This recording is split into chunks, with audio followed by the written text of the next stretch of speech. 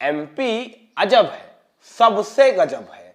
माने देश के किसी भी सूबे में 5 बरस में एक निजाम होता है, 2 हो सकते हैं, 3 मुख्यमंत्री हो सकते हैं, मगर 5 बरस में 5-5 मुख्यमंत्री बनाने का रिकॉर्ड सिर्फ मध्य प्रदेश की धरती ही कायम कर सकती है, और वो भी पांचों के पांचों नए, एक भी नाम रिपीटेड नहीं है।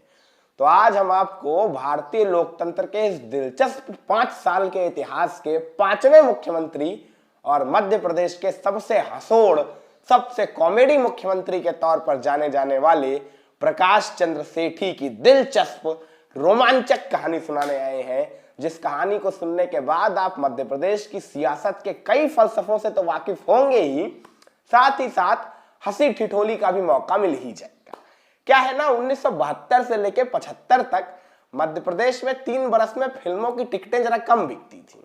कैसे लोगों को मनोरंजन ही तो करना होता था, तो मनोरंजन जब बैठे बिठाए मिल रहा है तो काहे को टॉकीज जाए।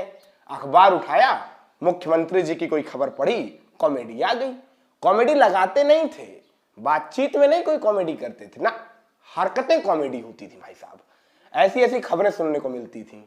मुख्यमंत्री का पजामा लेने 3000 किलोमीटर दूर से आया हवाई जहाज, केवल पजामा लेने। कब आया था, कहां से आया था, वो भी किस्सा सुनाऊंगा। डंडा लेके सड़क पे खड़े हुए मिले मुख्यमंत्री। अब डंडा किसको दिखा रहे थे, क्यों लिया था, कहां खड़े थे, बताएंगे। स्विमिंग पूल में तैरते देखे गए कलेक्टर के साथ, कलेक्टर के साथ स्विमिंग पूल में तैरते हुए पकड़े गए सीएम। अब ऐसे ऐसे किस्से जब मुख्यमंत्रियों के पॉपुलर होंगे तो लोगों को हंसी आएगी भाई साहब। तो पीसी सेठी साहब ऐसे ही आदमी थे। अब पीसी सेठी साहब थे कौन, तो इनका जन्म हुआ था 1920 में झालरापाटन में। अब ये झालरापाटन का जो इलाका है बड़ा कंफ्यूजिंग है। माने आजादी से पहले आपको लगेगा कभी मध्य भारत में है, कभी राजस्थान में है। आजादी के बाद भी इन दोनों का विवाद शांत नहीं हुआ। कई लंबे अरसे के बाद, वाद मुकदमों के बाद झालरापाटन अब मध्य प्रदेश की धरती पर माना जाता है। तो आप समझें कि झालरापाटन 1920 में मध्य प्रदेश की धरती पर जन्म होता है प्रकाश चंद्र सेठी का। व्यापारी परिवार था। शिक्षा दीक्षा उज्जैन के आसपास हुई।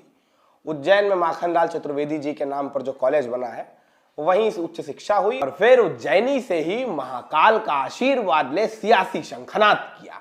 पहले सभासद बने, फिर उज्जैनी नगर पालिका अध्यक्ष, फिर मध्य प्रदेश प्रदेश कार्यकारिणी सदस्य। देखते ही देखते 4-5 बरस के भीतर भीतर ही मध्य प्रदेश प्रदेश कांग्रेस के बड़े चेहरे के तौर पर पीसी सेठी की गिनती की जाने लगी थी।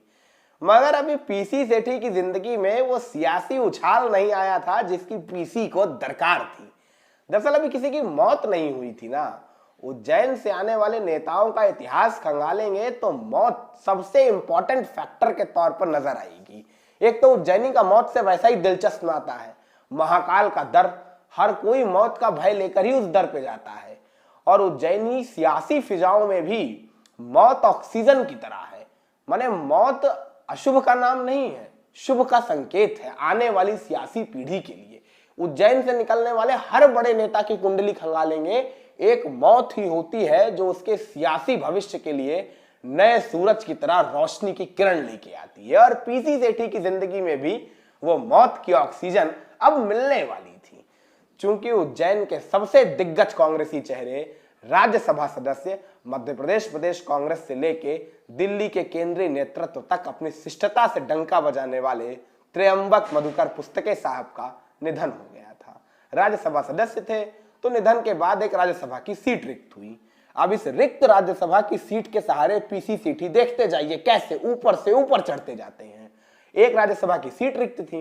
अब यह हुआ कि यह राज्यसभा की सीट किसे दी जाए, तो काफी माथापच्ची के बाद मध्य प्रदेश के इस क्षेत्र के सबसे बड़े नेता और उन दिनों बाहुबली नेता के तौर पे भी थोड़ी बहुत छवि रखने वाले अवधेश प्रताप सिंह का नाम सामने आया। रौला हुआ करता था अवधेश प्रताप सिंह का, मगर पेच फंस गया। अवधेश प्रताप सिंह साहब एक दफा राज्यसभा के लिए नामित हो चुके थे, और उन दिनों कांग्रेस का उसूल हुआ करता था कि अगर कोई नेता एक दफा राज्यसभा के लिए नामित हो चुका है तो ट्वाइसली उसे नॉमिनेट नहीं किया जाएगा। तो अवधेश प्रताप सिंह इस शर्त के लिहाज से खारिज कर दिए गए। अब उज्जैन का कौन सा बड़ा नेता बचा है, तो एक ही नाम था, प्रकाश चंद्र सेठी। और देखते ही देखते मध्य प्रदेश प्रदेश कांग्रेस का यह चेहरा राज्यसभा के सहारे दिल्ली के गलियारों तक जा पहुंचा। और दिल्ली के गलियारों में पहुंचना था कि प्रकाश चंद्र साहब का जलवा देखो आप। पीसी सेठी साहब को सियासत में किसी मामले में महारत हासिल हो ना हो, एक मामले में कंफर्म थी, 100% थी, चाटुकारिता। भाई साहब निष्णात, पारंगत, माने चाटुकारिता में यूपी वाले एनडी तिवारी भैया के बाद इन्हीं का नाम आता है। दोनों में कंपटीशन लगा रहता था दिल्ली में, और कांग्रेस केंद्रीय नेतृत्व में कौन ज्यादा चाटुकार, ये सफलता का बड़ा पैमाना हुआ करता था उन दिनों। अब देखते ही देखते पीसी सेठी साहब केंद्रीय नेतृत्व में इंदिरा गांधी के आसपास की कोठरी में नजर आने लगे, और इसके पीछे का कारण सिर्फ पीसी की चाटुकारिता भर नहीं थी, उस नेता का वरद हस्त था जो उन दिनों इंदिरा का राजनीतिक सलाहकार हुआ करता था, जिसकी सलाहों पर एक सूत्रीय कार्यक्रम के तहत इंदिरा गांधी अमल किया करती थी। मध्य प्रदेश की राजनीति का चाणक्य डीपी मिश्रा, यानी द्वारिका प्रसाद मिश्रा, जो शायद कभी भारतीय जनता पार्टी का बॉस हो सकता था। वो किस्सा कभी सुनाएंगे जब डीपी मिश्रा भारतीय जनता पार्टी के बॉस होते होते रह गए थे। खैर, इंदिरा गांधी की कोठरी में नजर आने लगे थे। कोठरी में क्या नजर आने लगे थे, बस ये समझ लीजिए, इंदिरा के सबसे करीबी नेताओं के तौर पर पीसी की गिनती की जाने लगी थी। और ये सब इतनी जल्दी सिर्फ पीसी की चाटुकारिता के दम पे नहीं संभव हो सका था। इसके पीछे उस नेता का नाम था जो उन दिनों इंदिरा का राजनीतिक सलाहकार हुआ करता था, जिसकी एक एक राजनीतिक सलाहों पर इंदिरा एक सूत्रीय कार्यक्रम के तहत काम किया करती थी। ये कोई और नहीं, मध्य प्रदेश की राजनीति का चाणक्य डीपी मिश्रा का नाम था। डीपी मिश्रा यानी द्वारिका प्रसाद मिश्रा, दिग्गज कांग्रेसी चेहरा, ऐसी धमक कि दिल्ली के राजनीतिक गलियारों में डीपी का नाम तब भी गूंजा करता था, और अब भी गाहे बगाहे डीपी का नाम गूंजा ही करता है। कैसे, अब भाजपा की सरकार है ना, और डीपी इकलौते कांग्रेसी चेहरे हैं जो कभी भाजपा के बॉस बनने वाले थे। कैसे बनते बनते रह गए वो कहानी कभी और। खैर, डीपी मिश्रा पीसी साहब को पसंद करते थे, तो डीपी मिश्रा के कहे के कारण इंदिरा गांधी भी पीसी को अपने पास वाले खेमे में रखने लगी थी। फिर आता है साल 1969, राष्ट्रपति का चुनाव। पूरे देश में कांग्रेस दो भाग, एक सिंडिकेट ग्रुप और एक इंदिरा वाला ग्रुप। अब जितने भी राजनीतिक तौर से बुद्धिमान वाले आदमी थे ना, जो सियासत की बारीकी समझते थे, वो इंदिरा वाले गुट में शिफ्ट हो चुके थे। मगर कुछ नेता ऐसे भी थे जो सिंडिकेट वाले में भी थे, जैसे यूपी वाले चंद्रभानु गुप्ता, वैसे ही मध्य प्रदेश में श्यामा चरण शुक्ला। अब श्यामा चरण शुक्ला साहब सिंडिकेट वाले ग्रुप में शामिल हो गए और इंदिरा के विरोध का परचम उठा लिया। अब इसके बाद तो इंदिरा की आंखों में किरकिरी बनना ही था। तो 1969 के बाद इंदिरा का युग आ गया। सिंडिकेट के तमाम नेताओं का सियासी सफर गोता लगा गया, तमाम नेताओं के सियासी भविष्य के सूर्य पे ग्रहण लग गया, और वो भी टेम्पररी नहीं, परमानेंट वाला ग्रहण कि अब सूर्योदय होना ही नहीं है। ऐसे में श्यामा चरण शुक्ला साहब भी बकरे की अम्मा कब तक खैर मनाएंगी। धीरे धीरे ही सही इनके पत्ते कटने की भी खबरें दिल्ली के गलियारों में उड़ने लगी। मध्य प्रदेश के मुख्यमंत्री हुआ करते थे, दिग्गज नाम था, इसीलिए इंदिरा ने तुरंत नहीं टर्मिनेट किया था। थोड़ा टाइम लेना चाहती थी, कोई बहाना लेना चाहती थी, और बहाना मिल गया 1971 का चुनाव। 1971 का लोकसभा चुनाव, जिसमें इंदिरा गांधी पूरी धमक के साथ अपने नाम के बूते कांग्रेस दो फाड़ करने के बाद प्रचंड बहुमत के साथ सत्ता में वापसी करती हैं, और यह तय हो जाता है कि अब कांग्रेस में वही होगा जो इंदिरा चाहेंगी, बाकी के नेता परे हट जाएं। और इस चुनाव में मध्य प्रदेश की धरती से कांग्रेस को जरा कम सीटें मिली थी। बस इंदिरा को मिल गया बहाना, श्यामा चरण शुक्ला पे गाज गिरनी तय। यह तय था कि श्यामा चरण शुक्ला की जल्द ही विदाई का संदेश आ सकता है, मगर विदाई के संदेश के पहले एक नेता का वरद हस्त श्यामा चरण के हाथ पे गिर गया, और जिसके बाद श्यामा चरण की विदाई जरा टल गई। नेता उमाशंकर दीक्षित, वही उमाशंकर दीक्षित जिन्होंने कभी डीपी की घर वापसी कराई थी। दिग्गज नाम था, उन्नाव के रहने वाले थे, और नेहरू के जमाने से कांग्रेस के सिपहसालार हुआ करते थे। इन्हीं की बहू है शीला दीक्षित जी, जो दिल्ली की 3 दफा मुख्यमंत्री रही थी। तो उमाशंकर दीक्षित जी श्यामा चरण शुक्ला जी की सिफारिश लेके इंदिरा के पास पहुंचते हैं। फिर इंदिरा श्यामा चरण शुक्ला की विदाई टाल देती हैं, और उमाशंकर और श्यामा चरण की यह जुगलबंदी आराम से चलने लगती है, और एक दूसरे की टसल को शांत करते हुए दिल्ली के साथ बेहतर संबंध कोऑर्डिनेट करने की कोशिशें तेज कर देती है। मगर इसी बीच उमाशंकर और श्यामा चरण, जो दोनों मिलकर इंदिरा गांधी के साथ कोऑर्डिनेट करने की कोशिश कर रहे थे, इन दोनों का खुद का कोऑर्डिनेशन समाप्त हो गया। दोनों में ऐसी टसल हुई कि उमाशंकर जो कल तक श्यामाचरण की सिफारिश लेके इंदिरा के पास पहुंचते थे, वो अब श्यामाचरण की विदाई का संदेश लिख के इंदिरा के पास पहुंचे कि मैडम ठप्पा लगा दीजिए, श्यामाचरण की विदाई करवा ही दीजिए। गुस्सा गए थे उमाशंकर दीक्षित भाई साहब, कुपित हो गए थे। और दीक्षित का कोप कांग्रेस में सहा नहीं जाता है। उमाशंकर दीक्षित का कोप मशहूर है, जिसपे गिरा समझिए सियासी भविष्य का अंत। चरण ने ऐसा कर क्या दिया था जो उमाशंकर साहब इतने कुपित हो गए थे? तो जवाब है, एक एडमिशन नहीं कराया था। बस एक एडमिशन की वजह से उमाशंकर साहब इतने कुपित हो गए। जनाब, बात एडमिशन की नहीं होती है, बात सम्मान की होती है। दरअसल हुआ क्या था, उन्नाव के आसपास का एक बेहद गरीब परिवार से आया हुआ लड़का था। वो उमाशंकर जी के पास मदद मांगने गया। बोला, साहब हम मेडिकल में एंट्रेंस लेना चाहते हैं, सीट भी पक्की हो गई है, मगर पैसा नहीं है इतना कि हम एडमिशन करा पाए। तो उमाशंकर साहब ने कहा, अच्छा कहाँ है कॉलेज? तो बोला, भोपाल में है। भोपाल में है, बिल्कुल सही, मध्य प्रदेश का मुख्यमंत्री तो अपना यार है। उमाशंकर साहब ने अपने लेटर हेड पे एक अर्जी लिखी और कहा, इसे जाके मुख्यमंत्री साहब को दे देना, तुम्हारा काम हो जाएगा। एक तरीके से कह लीजिए, उमाशंकर साहब ने उस बच्चे के एडमिशन की सिफारिश की। अब श्यामाचरण साहब भोपाल में उस लड़के से मिले तक नहीं, माने उस लड़के ने अर्जी भी भिजवाई कि उमाशंकर जी के यहाँ से आए हैं, इसके बाद भी श्यामाचरण नहीं मिले। मिलना तो दूर, उनके दफ्तर का एक आदमी उस गरीब लड़के से 10,000 रुपए की रिश्वत मांगने लगा। अब वो लड़का बेचारा हक, उसे क्या सोच के आया था, यहाँ क्या हो रहा है? लौट गया उन्नाव, बेचारा गरीब लड़का जैसे तैसे घर बार में जो भी चीजें थी बेच बाच के 5,000 रुपए बटोरा और उमाशंकर जी के पास आया। बोला, साहब ये 5,000 रुपए है। उमाशंकर ने कहा, ये किस लिए है? तो बोला कि वो एडमिशन लेने गए थे ना, तो वहां वाले साहब ने कहा कि 10,000 रुपए लगेंगे। अब उमाशंकर भड़क गए कि बताइए, मतलब मेरी बात की इतनी वैल्यू नहीं कि तुम एडमिशन कर लो, इसके लिए भी पैसा लोगे तुम, रिश्वत लोगे तुम 10,000 रुपए? बस यही कारण था कोप का उमाशंकर के, और यही कारण बन गया श्यामाचरण की विदाई का। क्योंकि अब उमाशंकर जी का वरदास थट चुका था और अब श्यामाचरण जी पे भयंकर दबाव बनने लगा। दिल्ली भागे भागे फोन भी लगाया भोपाल से, मगर फोन उठा नहीं। इंदिरा का संकेत होता था, अगर इंदिरा किसी से कुपित होती थी या इंदिरा किसी का पत्ता काटने वाली होती थी तो संपर्क पहले काट लेती थी। श्यामाचरण जी ने अपने भाई वीसी साहब के जरिए भी इंदिरा से संपर्क साधना चाहा, मगर वीसी और इंदिरा के बीच में दीवार बन के खड़े हो गए थे डीपी। वीसी कौन? विद्याचरण शुक्ला, श्यामाचरण जी के भाई थे और केंद्र में मंत्री हुआ करते थे। तो विद्याचरण जी का भी सोर्स फेल हो गया, उमाशंकर जी का वरदास थट चुका था। श्यामाचरण जी को इल्हाम हो चला, भैया विदाई का वक्त आ गया है। 27 जनवरी दिन 1971, माफ कीजिएगा 1972, 27 जनवरी 1972 भोपाल का श्यामा हिल स्थित मुख्यमंत्री निवास, सुबह के 9:28-29 के आसपास दाढ़ी बनाते हुए श्यामाचरण शुक्ला जी अपने सचिव को बुलाते हैं। कहते हैं लेटर और पेन ले आओ। अब वो सचिव भी बेचारा जाता है, लेटर और पेन लेके आता है। तब तक ये सब बातें तो अंदर अंदर हो रही थी, बाहर किसी को इल्हाम तक नहीं था क्या चल रहा है माजरा। श्यामाचरण जी दाढ़ी बनाते हुए बोले, लिखो। उसने कहा, बताइए। श्यामाचरण जी ने कहा, मैं श्यामाचरण शुक्ला।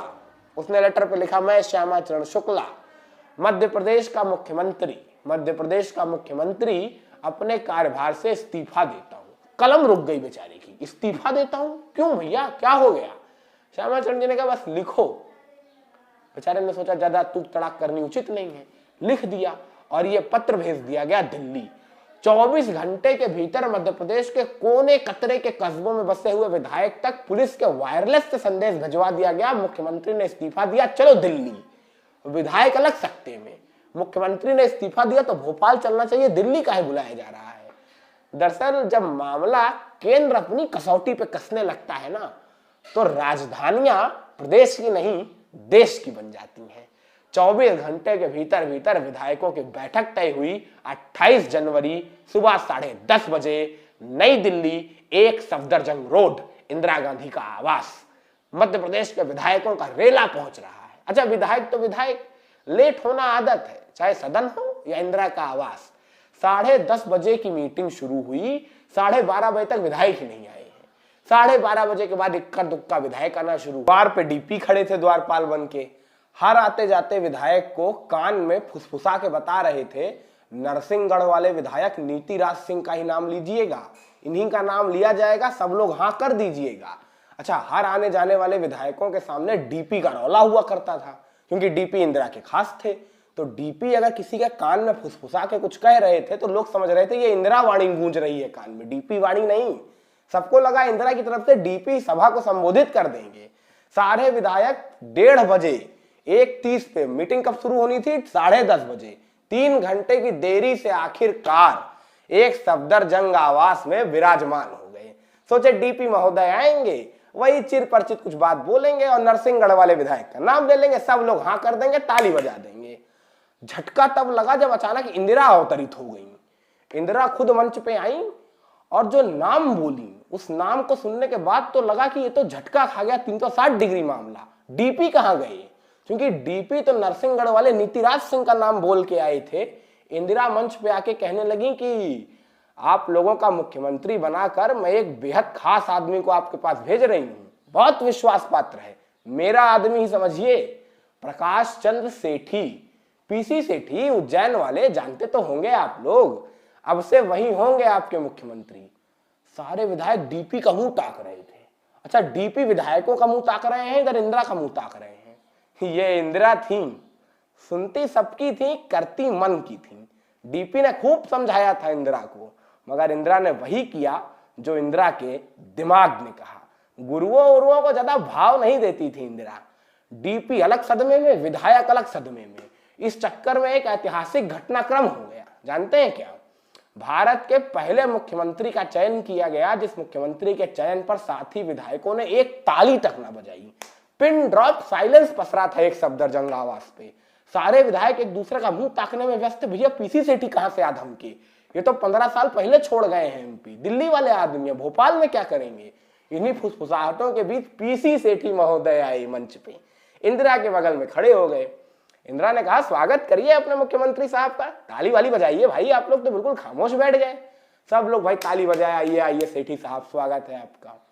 और इस तरह ऐतिहासिक घटनाक्रम को अंजाम देते हुए पीसी सेठी महोदय मुख्यमंत्री के पद पर च्युत मध्य प्रदेश की धरती पर पदार्पण करते हैं और फिर मध्य प्रदेश की अपनी आबो हवा, वही भोपाल, इंदौर, उज्जैनी की यात्रा में व्यस्त हो जाते हैं।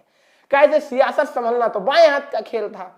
सियासत संभालने में क्या था? चाटुकारिता का गुण आता है तो इंदिरा आपके पाले में है, इंदिरा आपके पाले में है तो कांग्रेस आपकी झोली में है। बस इसी एक मूल मंत्र के सहारे तो इतने साल की सियासत कर डाली थी पीसी साहब ने। मगर एक कांटा था जो पीसी की आंख में लगातार खटक रहा था, डीपी।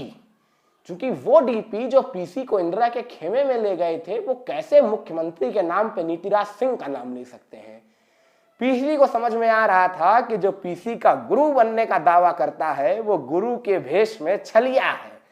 पीसी समझ चुके थे कि डीपी का दिमाग इतना आगे का है कि वो ना जाने कब पीसी का पत्ता काट जाएंगे, कोई भरोसा नहीं है।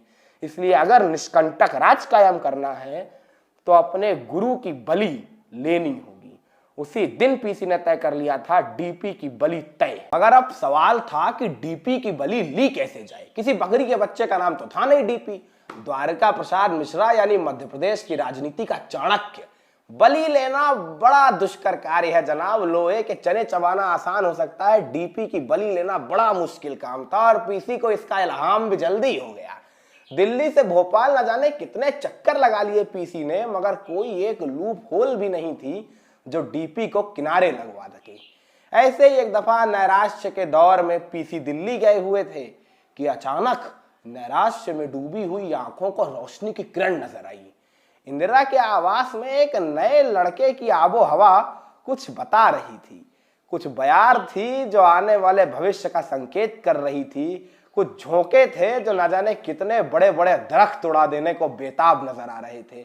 इंदिरा के तमाम सलाहकारों में हड़बड़ी नजर आ रही थी और डीपी की आंखों में उपजी हुई चिंता की लकीरों को पीसी ने पढ़ लिया था। ये चिंता उपज रही थी संजय गांधी के आगमन से। विदेश से पढ़ के संजय इंदिरा के पास आ चुके थे और ये वो दौर शुरू होने वाला था जब इंदिरा का कान होता था, जिसका मतलब था संजय का मुंह, यानी जो संजय कहेंगे वही इंदिरा सुनेंगी। इंदिरा के तमाम सलाहकारों की छुट्टी की जा रही थी और डीपी का नंबर भी जल्द ही आने वाला था, मगर इतनी आसानी से नहीं। डीपी बहुत सालों से थे और डीपी की बुद्धिमत्ता के कायल संजय भी थे, मगर पीसी के पास जो ताकत थी वो डीपी के पास कहां। चाटुकारिता की ताकत। बस पीसी ने तय कर लिया संजय को शीशे में उतारना है। आह, 6 महीने के भीतर भीतर अपने चाटुकारिता के गुण से संजय को ऐसा खुश किया पीसी ने, ऐसा खुश किया कि जो संजय कभी डीपी की बुद्धिमत्ता की दलीलें दिया करते थे, वो संजय डीपी को परे हटा देने को बेताब। माने डीपी ऐसे किनारे किए गए जैसे दूध में से निकाल के मक्खी फेंकी जाती है। पीसी को लगा वाह, काम हो गया। और देखते ही देखते पीसी के सामने डीपी इंदिरा के खेमे से बहुत दूर नजर आने लगे। ऐसा नहीं कि डीपी ने इसका विरोध नहीं किया, डीपी ने इसका प्रबल विरोध किया, पूरी लॉबी की ताकत झोंक डाली संजय के सामने। मगर भूल गए थे इंदिरा के साथ रह रहे थे। इंदिरा सब कुछ सिखा सकती थी, मगर एक दांव हमेशा अपने पास रखती थी, जिस दांव के चलते बड़े बड़े गुरुओं को पटखनी दे चुकी थी इंदिरा। जब डीपी ने ताकत दिखाई तो इंदिरा ने एक फाइल दिखा दी। कौन सी फाइल? लाल चना घोटाला फाइल। ये डीपी मिश्रा के मुख्यमंत्री काल में हुए एक घटना का जिक्र था। जिक्र क्या कहें, ये डीपी की वनवास होने की घटना का पूरा ब्यौरा था। और डीपी के लिए एक डर का साया कि अगर ये फाइल खुली तो सत्ता छोड़िए जनाब, हवालात जाना पड़ सकता है। डीपी को उनकी हद, उनकी औकात दिखाने के लिए इंदिरा ने लाल चने घोटाले की फाइल दिखाई और डीपी महोदय ने अपनी इज्जत बचाते हुए बाएं हटना ही उचित समझा। और देखते ही देखते पीसी की आंखों का सबसे बड़ा कांटा अपने आप दूर हो गया। मगर कांटा इतनी आसानी से दूर होने वाला था नहीं ना। मध्य प्रदेश में दूसरा कांटा था, घायल शेर श्यामाचरण। माने जो घायल शेर होता है ना, पूरी बढ़त के साथ वापस आने की कोशिश करता है। तो श्यामाचरण अभी सत्ता पाने की पुरजोर कोशिश में लगे थे। काय से उम्मीद बची हुई थी, भाई साहब तो थे ना, अभी वीसी महोदय केंद्र में मंत्री थे, विद्याचरण शुक्ला, छत्तीसगढ़ वाली। अब वीसी शुक्ला साहब लगातार दिल्ली से रायपुर आने के लिए खटाखट फ्लाइट बदला करें। माने जो वीसी रायपुर में नजर नहीं आते थे ना, अब वो हर हफ्ते नजर आने लगे। रायपुर पीसी विरोधी खेमे का सबसे बड़ा अड्डा बन गया। पीसी को भी ये बात समझ में आने लगी। अब ये सब मामला 72 से 73 के बीच में ही हो रहा है, एक साल के भीतर भीतर। सियासत है, खेल समझते जाइए। अब जब पीसी को मालूम चला कि वीसी महोदय ये कांड कर रहे हैं, तो पीसी ने वीसी का बायोडाटा निकलवाया। जब वीसी का बायोडाटा निकलवाया तो मालूम चला कि वीसी महोदय राज्य उर्वरक मंत्री हैं और रायपुर के आसपास उर्वरकों के बहुत सारे अड्डे हैं, इसीलिए रायपुर आना जाना आसान हो जाता है। बस आइडिया मिल गया पीसी को। पीसी ने संजय और इंदिरा से अपनी वफादारी दिखाते हुए, अपनी वफादारी का इल्जाम देते हुए संजय से एक सिफारिश कर दी कि वीसी का जरा तबादला कर दिया जाए, माने मंत्रालय बदल दिया जाए। अब वीसी को वो मंत्रालय मिल गया जिसमें दिल्ली से निकलने की फुर्सत ही नहीं है। अब कहां से जाओगे रायपुर? तब तो उर्वरक के कारखाने थे तो पहुंच जाते थे रायपुर, अब कहां से जाओगे रायपुर? अब जब रायपुर वीसी नहीं जाएंगे तो दिल्ली का पैगाम नहीं आएगा, दिल्ली की ताकत नहीं पहुंचेगी।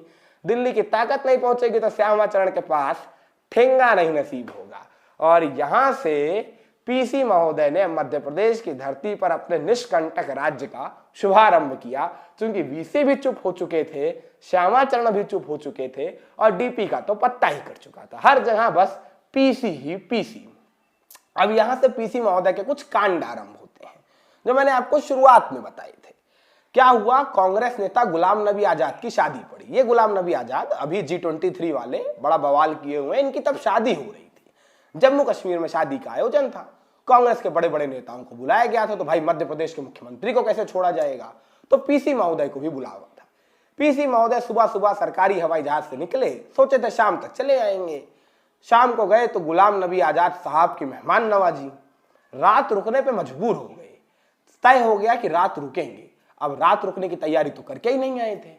शाम को 7-8 बजा तो मालूम हुआ कि भैया कपड़ा तो लाए ही नहीं है, रात में पहनेंगे क्या। पीसी महोदय की आदत थी रात में सारे कपड़े उतार के बिल्कुल आरामदायक वाले कपड़े पहन के सोते थे। उनका एक स्पेशल रात वाला पजामा होता था। अब वो पजामा तो लाए ही नहीं थे, क्योंकि सोचे थे कि शाम होने पे भोपाल चले आएंगे।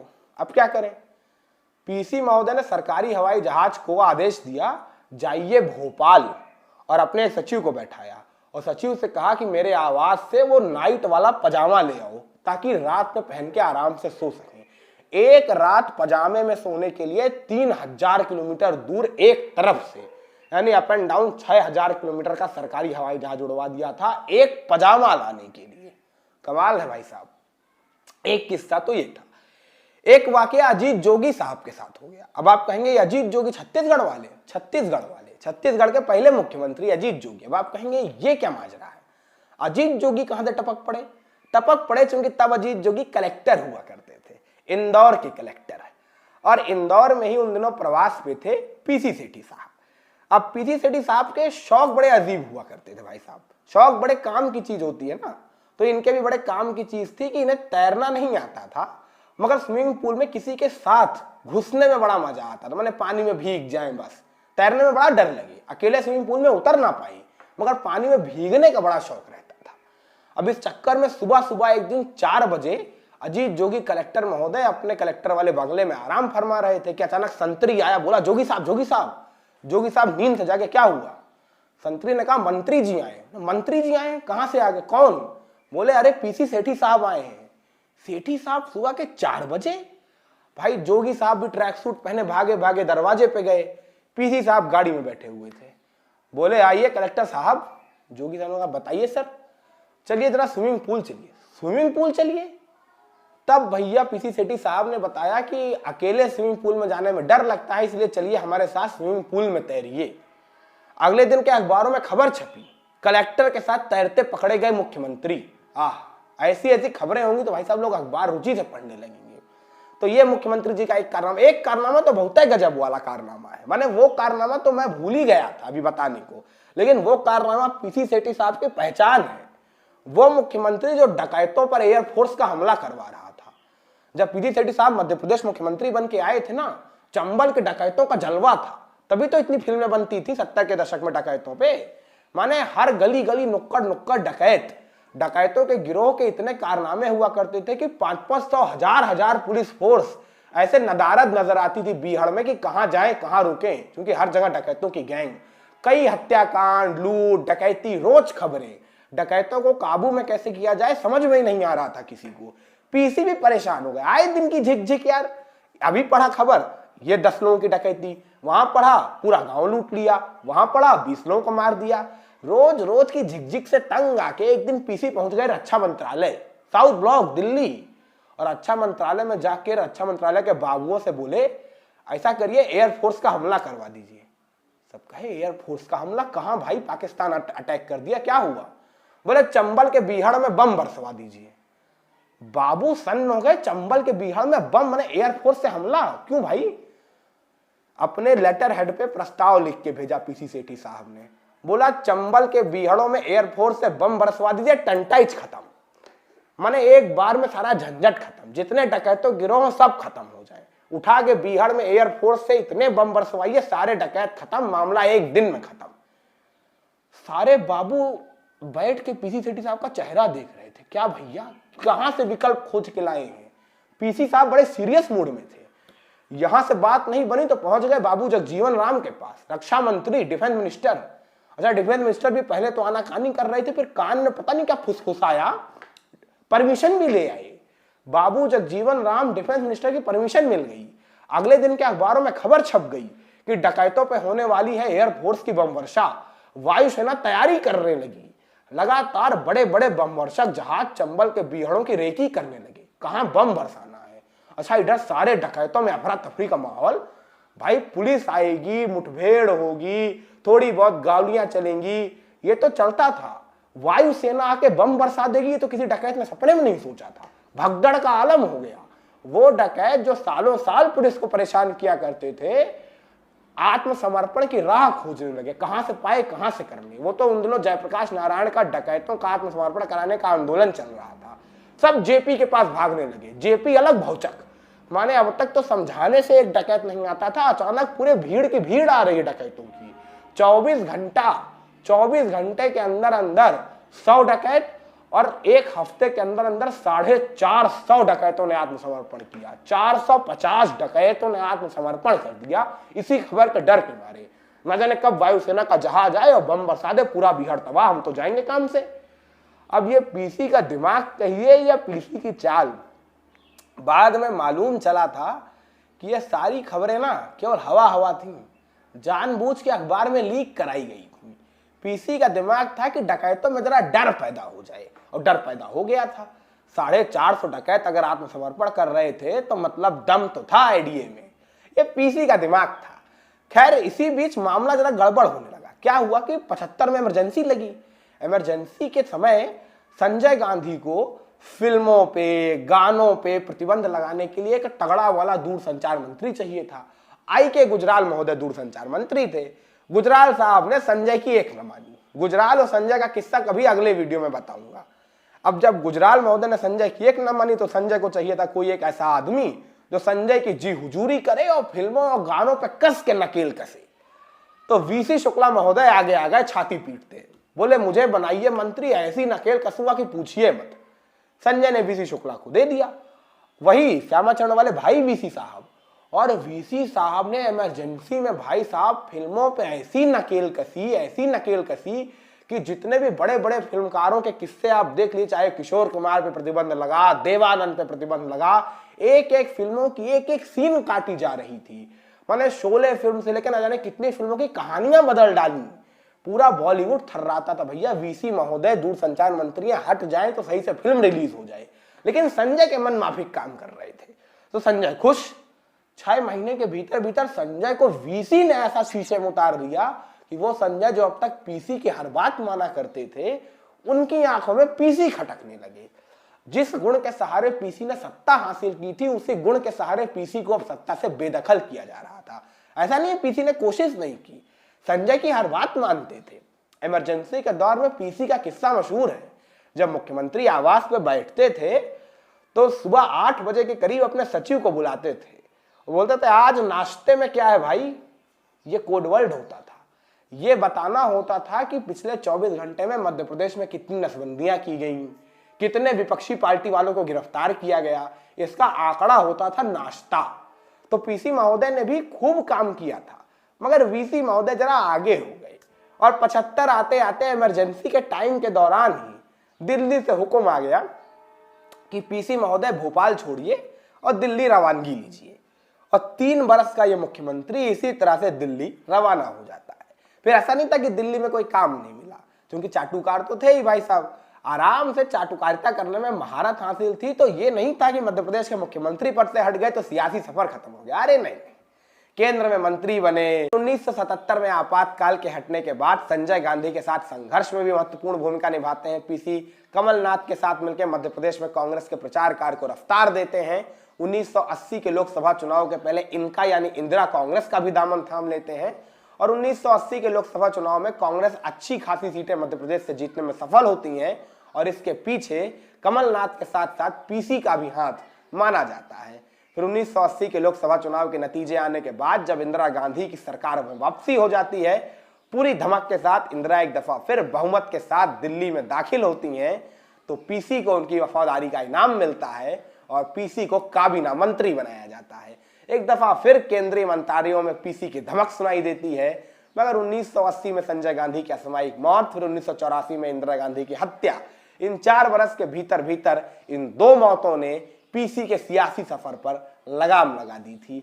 एक मौत से शुरू हुआ सियासी सफर एक मौत पर समाप्त हो गया। 1984 में इंदिरा गांधी की मौत के बाद पीसी के सियासी सफर की तमाम संभावनाएं दम तोड़ देती हैं, क्योंकि राजीव का युग शुरू हो चुका था और राजीव तमाम ओल्ड गार्ड्स को किनारे लगा रहे थे, जिनमें पीसी का भी नाम था। पीसी को नेपथ्य में डाल दिया गया।